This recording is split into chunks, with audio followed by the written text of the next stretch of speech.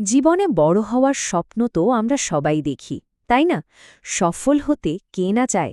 কিন্তু সেই সাফল্যের চূড়ায় পৌঁছানোর আসল রাস্তাটা ঠিক কি? চলুন আজ আমরা এই ব্যাপারটাই একটু ভেঙে দেখব, যা হয়তো আমাদের ভাবনার ধরনটাই বদলে দিতে পারে। তো সবার আগে যে প্রশ্নটা মনে আসে সেটা হলো, সাফল্যের সবচেয়ে সহজ বা দ্রুত রাস্তা কোনটা? আমরা তো সবাই চাই কম সময়ে অনেক কিছু করে ফেলতে, কিন্তু সত্যি কি এমন কোনো ম্যাজিকের মতো রাস্তা আছে যা আমাদের চোখের পলকে একদম লক্ষ্যে পৌঁছে দেবে? এই প্রশ্নটাই কিন্তু আমাদের আজকের আলোচনার মূল বিষয়। আমরা প্রায়ই শর্টকাট বা সহজ পথের খোঁজে থাকি। মনে হয় আরে নিশ্চয়ই কোনো একটা গোপন উপায় আছে যা দিয়ে চট করে লক্ষ্যে পৌঁছানো যাবে। কিন্তু সত্যি বলতে এটাই সবচেয়ে বড় একটা ভ্রম, একটা ইলিউশন। এই ধারণাটাই আমাদের সবচেয়ে বেশি পিছিয়ে দেয়। আর এই ভ্রামটা ভাঙার জন্য একটা কথাই যথেষ্ট। কথাটা হলো, জীবনে বড় হওয়ার বা সফল হওয়ার কোনো শর্টকাট রাস্তা নেই। একদম সোজাসাপটা কথা। এর মানে হলো, ওই যে আমরা ভাবি না চটজলদি সফল হয়ে যাব, ওটা আসলে একটা ফাঁদ ছাড়া আর কিছুই না। আচ্ছা, তাহলে রাস্তাটা যদি শর্টকাট না হয় তাহলে সেটা কেমন? দেখুন, সাফল্যের এই জার্নিটাকে যদি একটা ১০০ মিটার দৌড়ের সাথে তুলনা করা হয় তাহলে কিন্তু মস্ত বড় একটা ভুল হবে। সত্যিটা হলো, এই পথটা আসলে একটা ম্যারাথনের মতো, অনেক লম্বা আর কঠিনও।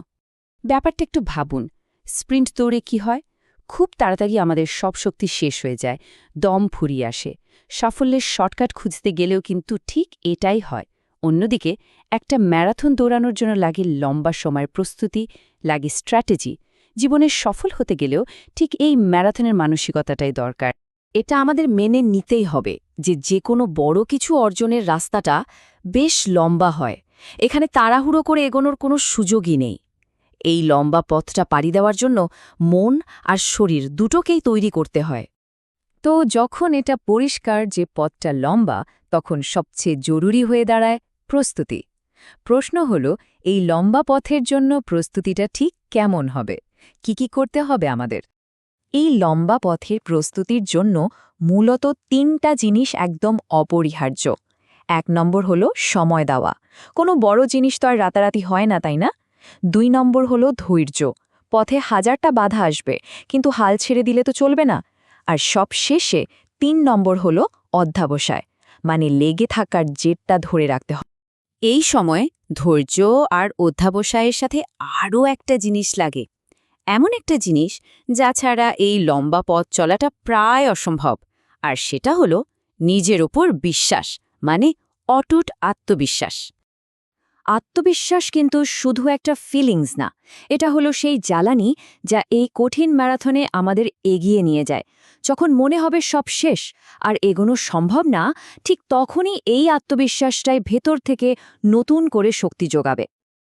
আর এই আত্মবিশ্বাসের সবচেয়ে বড় শক্তিটা লুকিয়ে আছে ছোট্ট দুটো বাক্যে, আমি পারবো, আমাকে পারতেই হবে। এটা কিন্তু শুধু বলার জন্য বলা কথা না, এটা একটা মন্ত্রের মতো। নিজের ভেতরের এই জেদটাই কিন্তু সাফল্যের পথে সবচেয়ে বড় চালিকা শক্তি। তাহলে এত সব আলোচনার পর এখন প্রশ্নটা হলো, এই যে লম্বা একটা যাত্রা, এর প্রথম পদক্ষেপটা কি হবে? এর উত্তর হয়তো একেকজনের জন্য একেক রকম, কিন্তু যাত্রাটা তো শুরু করতে হবে, তাই না? আজই এই মুহূর্তে একটু ভাবা যাক সে প্রথম পদক্ষেপটা কি হতে পারে।